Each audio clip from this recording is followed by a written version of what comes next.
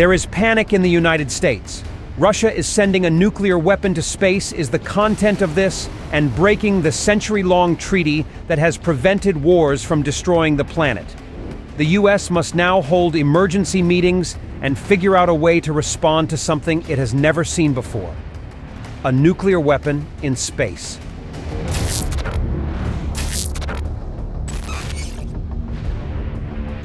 For decades, the idea of sending nuclear weapons to space has floated around, but it has always been crazy enough that every party knew not to do it. But today we live in a crazy world, and crazy ideas aren't so crazy anymore. So when the chairman of the House Intelligence Committee, Representative Mike Turner, rang the alarms that Russia was considering deploying a nuclear anti-satellite weapon to space, the US government had to step in quickly. According to officials of the Biden administration, the weapon does exist, but is only still under development and doesn't pose any immediate threat. This isn't very comforting. Russia is already in a proxy war with the US in the Ukraine war. And in this war, the US has extensively used information gathered by its satellites to guide Ukraine. So when Russia develops its nuclear anti-satellite capability, it might not be too long in the future before it is deployed. According to sources, the new weapon is an EMP type.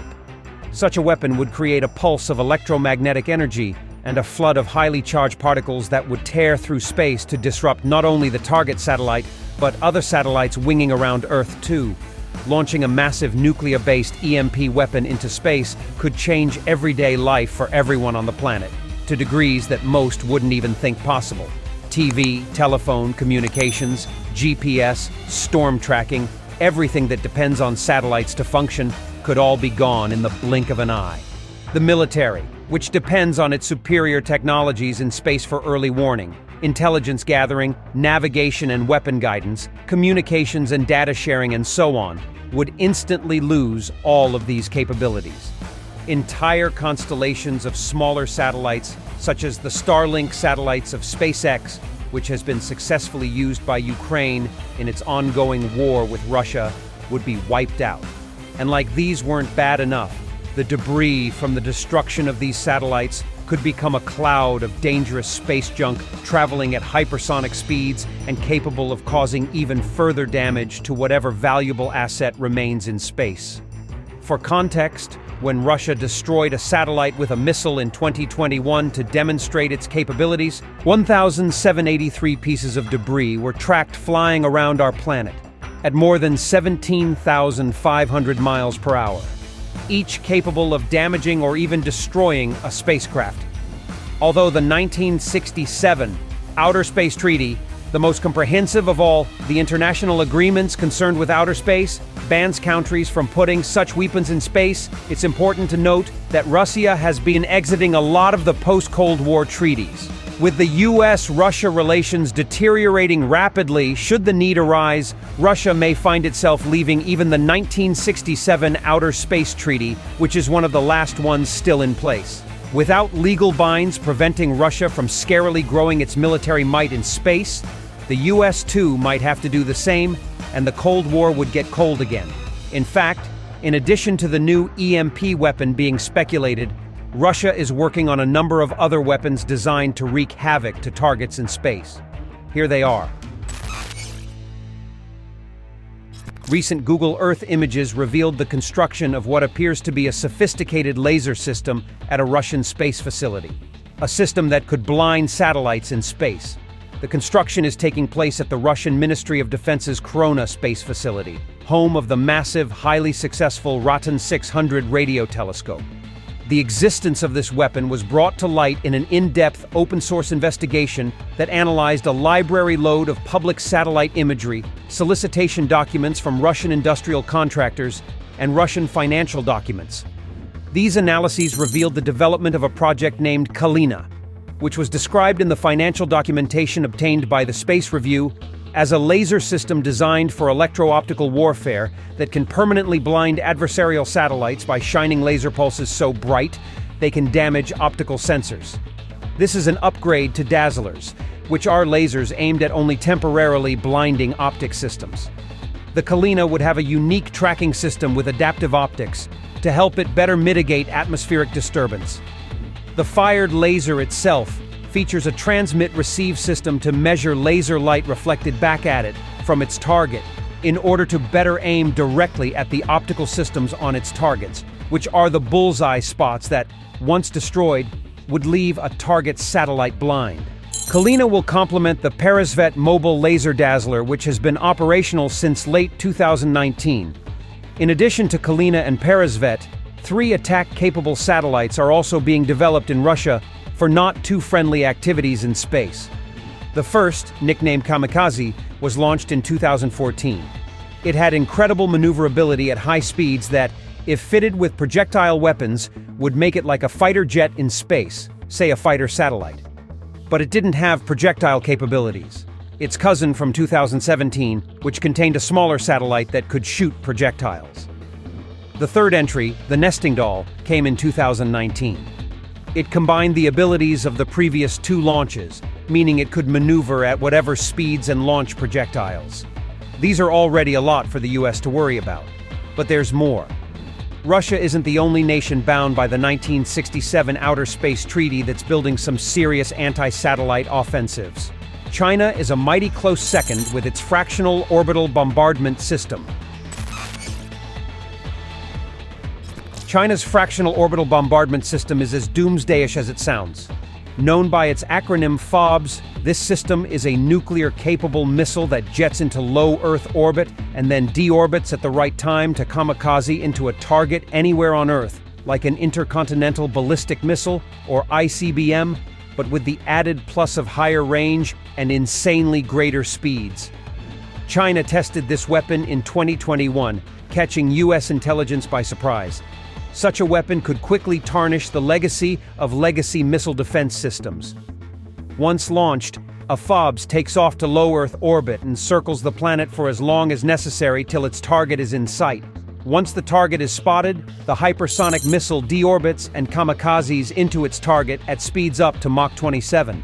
Combine these high hypersonic top speeds with an impressive level of agility, and the world gets a Chinese weapon with a level of unpredictability that attempts to limit the US to only a few minutes of reaction time from when they spot the missile to when it makes a dent on US soil, if that is the target. But if the target is some satellite in low Earth orbit, that satellite is as good as gone. A satellite as a target is a likely possibility, as China, like Russia, has recently shown interest in being able to counter SpaceX's satellites. A paper from 2022 published in the Chinese journal Modern Defense Technology by researchers at the Beijing Institute of Tracking and Telecommunications Technology called for the development of a combination of soft and hard kill methods to take out SpaceX's Starlink satellites and to destroy the constellation's overall operating system. According to the paper, Starlink is a valuable military resource that can provide more stable and reliable communication capabilities for the combat units deployed by the US military around the world. It could also provide high-definition pictures and even live video for US forces. And surely, China wouldn't want that in a war with the US. But the US wouldn't sit idly by either and watch its biggest rivals build weapons that can destroy some of its most valuable assets. Surely, the US responds. In light of all the space-based weapons being developed to possibly destroy its satellites, the US military is responding with even more satellites in orbit to sensitively track basically every threat in space early enough to do something about them, including threats moving at extremely high hypersonic speeds. Once an imminent threat is spotted, the US military could counter the threat with projectiles of its own that can reach space. The U.S. Space Defense Agency, or SDA, announced it was awarding $1.3 billion in contracts to send the first batch of 28 small satellites into space. Scheduled for launch in less than 3 years, these satellites are designed to provide the initial missile warning and missile tracking capabilities of the future national defense space architecture.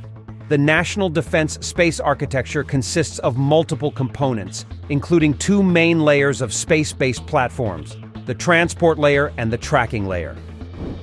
The transport layer is a communication layer that will provide assured, resilient, low-latency military data and connectivity worldwide to all kinds of war fighter platforms. Planned as a constellation varying in size from 300 to more than 500 satellites in low Earth orbit, once completed, 95% of Earth will have at least 2 satellites in view at any given time, while 99% of the planet will have at least 1 satellite in view at any given time. The tracking layer will provide global indications, warning, tracking, and targeting of advanced missile threats, including hypersonic missile systems via space-based sensing, algorithms, novel processing schemes, data fusion across sensors, and tactical data products that are available on demand. The SDA's recent $1.3 billion contract, $700 million of which went to L3 Harris Technologies for 14 satellites, while $617 million was awarded to Northrop Grumman Strategic Space Systems for 14 satellites, is to fund the Tranche 1 satellites of the tracking layer. The resulting satellites will be launched from the SDA's Operations and Integration Centers and the U.S. Army's Redstone Arsenal in Alabama. Despite their somewhat small size, 4 different launches, each carrying 7 satellites, will be needed to launch these satellites into space. This is because each satellite will be placed in a polar orbit. That is, the satellites will be in 4 different dimensional planes to effectively traverse the globe from north to south, allowing for some efficient round-the-clock surveillance of the planet. The first of these launches is slated for April 2025, and it will mark the beginning of forcing Russia and China to destroy a lot more satellites in space than they would need to today in their bid to blind the US in space. Russia, China, and the United States, the 3 musketeers, are at it again, competing for world dominance.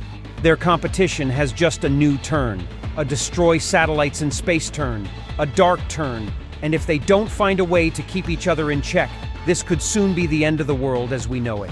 To help keep them in check, subscribe to this channel and give this video a like. Thanks for watching.